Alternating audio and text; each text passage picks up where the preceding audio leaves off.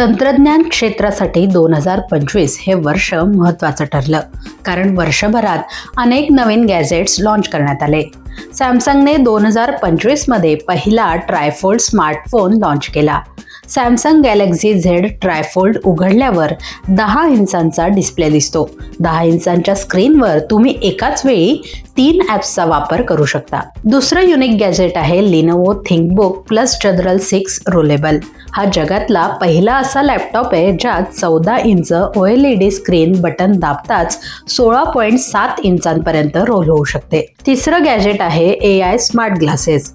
या डिव्हाइसचा उल्लेख futuristic wearable gadgets म्हणून केला जातोय. AI स्मार्ट ग्लासेसमध्ये इनबिल्ट कॅमेरा, मायक्रोफोन आणि AI प्रोसेसर आहे. Meta neural band, Roborock Saros Z17 vacuum cleaner ही उपयुक्त गॅजेट्सही 2025 मध्ये लॉन्च करण्यात आली.